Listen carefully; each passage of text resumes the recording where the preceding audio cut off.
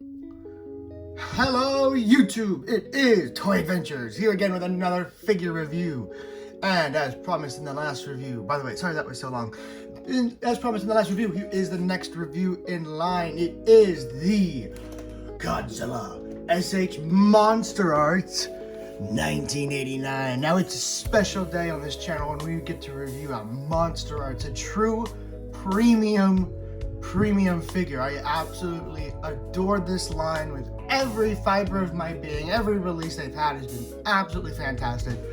So I am super excited to show you guys. I think this might be the second Monsterarts on our channel. The first one was definitely Biollante. And now I get to show you guys Godzilla 1989. I will be doing Monsterarts reviews from now on when I get them. Not any of my older ones, because I don't think most of them are complete, because I got a lot of them when I was a kid. I know, bad idea. But some of them are, so who knows. This right here is the Godzilla from Godzilla vs. Biollante. A movie that I unfortunately only recently, in about the last year or two, been able to see. It's sadly not one of my childhood movies that I got to see as a kid, but I still thought it was really good. Oh man, that ending, the way the spy got it, you know, I don't want to spoil too much, but that was so funny. Me and my friends were dying watching that part. Oh, it was so great. And the fight scenes were, of course, top-notch Toho quality. And yeah, so taking a look here at the back, we have nice images of the figure itself. I just want to reiterate, these are not toys. These are adult collectibles. They are premium priced. You can find this on Big Bad Toy Store, Entertainment Earth, and I guess hobby shops around your area if you're really lucky. And you're gonna be paying upwards of $100. So just be ready. That's just kind of how Monsterarts are. But anyway, here you can see the packaging window has an excellent little window for Godzilla, although the glare of the plastic kind of hides a lot of his details, but we'll open them up and see all that. Anyway, this packaging is awesome. I always love Monsterart packaging. You have the nice slashes that has the open window, and then you have slashes going throughout the rest of the box. These Monsterart boxes are always so eye-catching, and I absolutely adore them. They just get you so excited for what's inside. So, turning here at the back, it just says SH Monsterarts, Godzilla 1989. And then, of course, we took a look at the back here. That was the side, my bad. Blah, blah, blah. And then down here, you have all your legal information. And another picture of Godzilla himself. And here you have a really nice profile, I believe. Or no, yeah. No, profile's from the side. This is just a nice shot of him right here. And, yeah.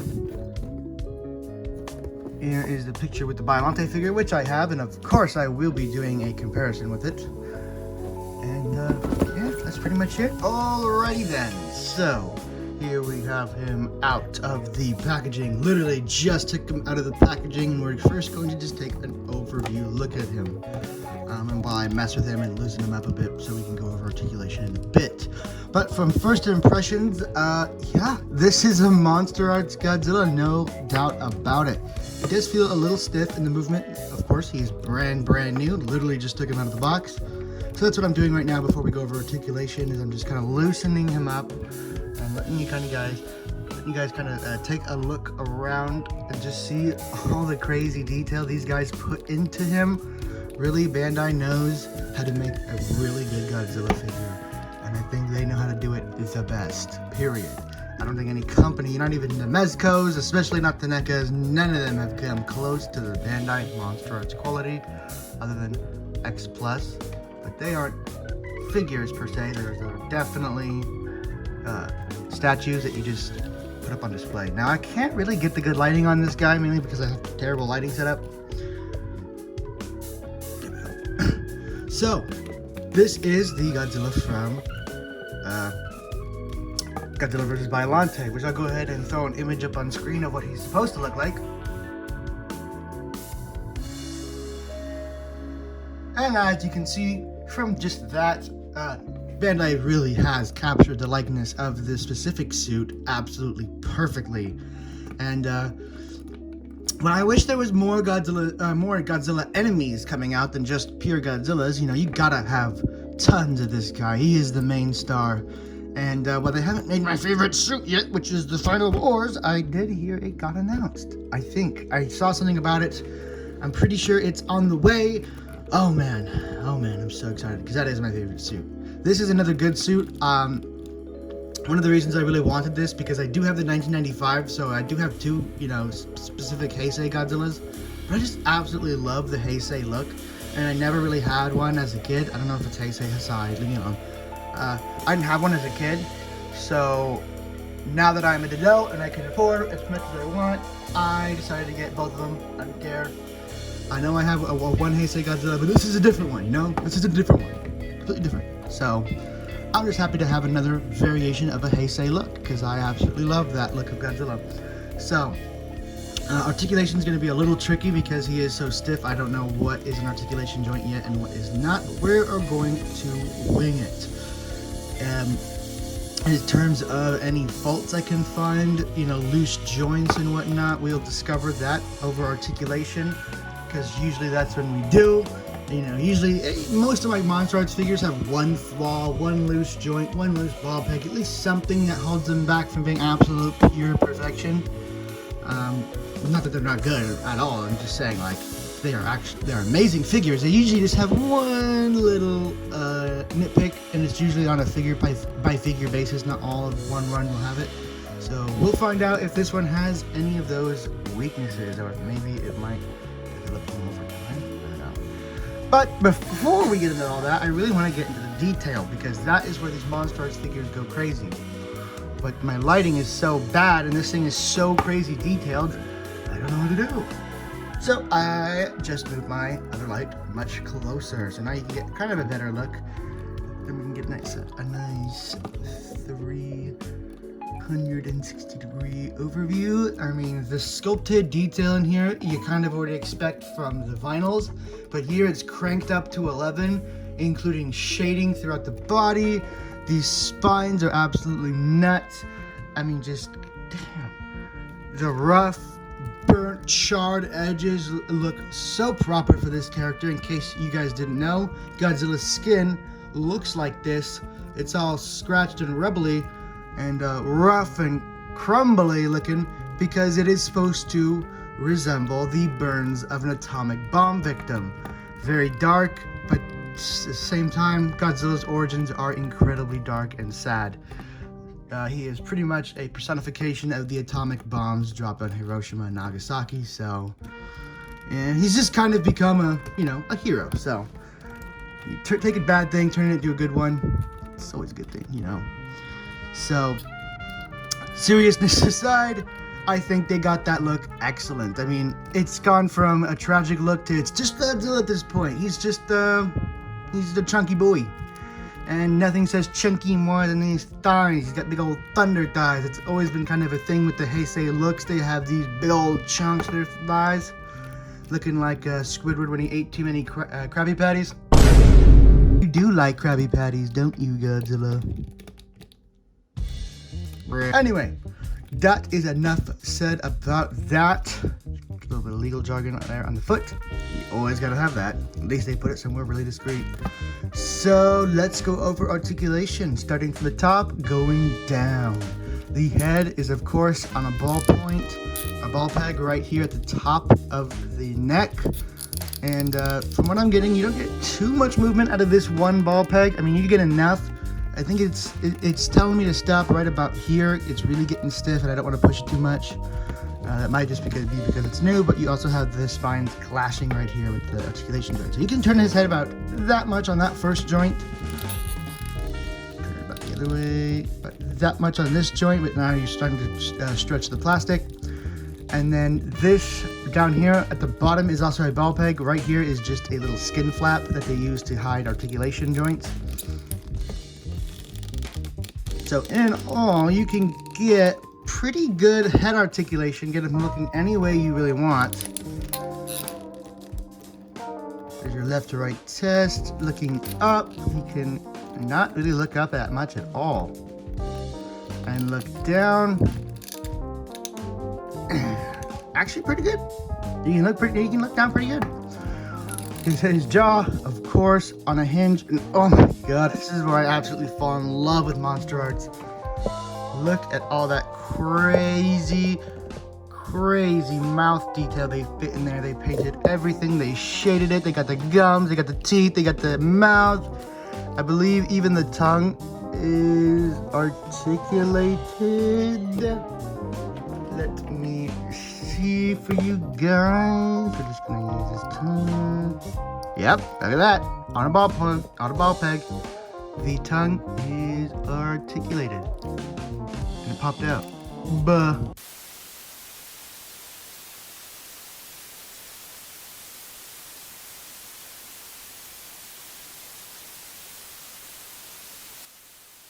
Alright, fixed. So yeah, just be careful. The tongue is movable if you want it to, but it will pop off. Those tongues are always a loose joint, like on my Godzilla, I guess 2000 mold, or 2002. The tongue always pops off. That's kind of its weakness. So, moving down on to, I guess, right here at the body, you have a ballpoint right here connecting the waist to the top. And it's really not that crazy in movement, but you do get some. Like just a very subtle movement from left to right. Getting this weird snapping sound, and it sounds quite horrible, so I'm not gonna do it anymore. Maybe it's a ratchet joint. Is that a ratchet joint? I can't tell if that's a ratchet joint. It sounds like it, or it sounds like I'm just breaking something. So I don't know for sure. I mean, it clicks when you twist it. So, I don't know. Sounds kind of nerve-wracking. Going down, actually we gotta go back up to the shoulders, because right here at the shoulders, I believe it is a ball peg, so you get 360-degree motion. Again, this is just a skin flap to hide the articulation joints. You have another movement down here at the shoulder, a hinge that moves in about that far and goes out just about to there. So you do get nice hinge movement here in the arm. Rotation here at the wrist. Of course, the wrist is also at a ball point, or ball peg. I keep calling them ball points. Ball peg. Ball peg. And same thing for the other arm. Moving down here to the thigh, you get 360-degree rotation, and of course this is just to hide the articulation. So while you're posing this, you may need to finagle these little flaps. I absolutely love this, because when you have all these flaps and let's say you move the neck up or you move the thigh out, just do like a crazy movement, and there's a little gap where you can see the ball peg. You can maneuver this in a way to cover that little gap so you don't have a ruined image. It all looks like it's all connected. And then you have another hinge down here at the leg. As you can see what I mean, when you see the leg, this is how it looks normally, but when you move it, there's just enough of the piece underneath this piece that when you move it, it comes out and it looks seamless. One thing I absolutely adore about Monsterarts. So much foresight, so much engineering, so much intelligence went into these figures. It's so much talent. Oh my god, the people who made this are crazy talented. And the foot does have a ball peg, but it is kind of limited. Like I said, I don't know whether these chalk up to the figure just having a bit limited in each joint, or just the fact that it is new. Although I do think it is a bit more of the limited side, just because the Godzilla figures, while very articulated, are not, crazy dynamic simply due to the sculpt. He is a chunky boy. You can't do too much crazy stuff. And down here in the tail, each and every one of these segments is a ball joint. So you can imagine, look at that, bruh, see what I mean? Is a crazy articulated tail. Now that's the cool thing about these, is everything is just a ball joint. So if the arm pops off or the leg pops off, you just pop it back in, no issues, no worries, unless it snaps, and then you're, doomed. So don't snap it. Anyway, somehow we just went over the articulation on a Monsterarts figure, and it is good, very good. Quite not as crazy as the other Godzillas, but definitely good in its own regard, and I think it will do great. So let's go ahead and go over size comparisons. I've been wanting to show you guys the eyes for the longest time, but they're just so hard to pick up. They are this beautiful vibrant reddish orange with a nice pupil in there. It just looks so proper, and it's very hard to get on camera. Move the head. I just really want to show you guys those because I love his eyes. They look so good, especially when you can tilt his head down. You get the meanest look possible. Focus. There we go. Anyway, let's start doing some size comparisons with other Monsterarts. Alrighty then, so starting us off with size comparisons, we're gonna get, I think, my least favorite Monsterarts out of the way, just because it won't stop falling apart in my hand, is the Godzilla versus Kong. I don't think I did a review on this guy, but I gotta say, I've been trying to get this figure ready just to put on screen to show you guys, and literally it keeps falling apart. The arm will not stay on, the leg always pops off, the foot just popped out before I tried to put it on screen. The Kong is good, but I would say for a figure like this, buy it, put it on the shelf, don't touch it again. Pose it very gently. At least with mine, things pop off super easy. So, yeah. There it is with Godzilla. And moving on, because I want to get this thing far away from me. Oh my god! The leg. It fell off as I was pulling it away. Ugh. Hate that figure. Moving on to a much better figure. Here we have the Monsterarts Gamera. And Godzilla is much taller than Gamera, apparently. Kinda sad. He has to look up to be looking into Godzilla's eyes. Looking pretty good with him.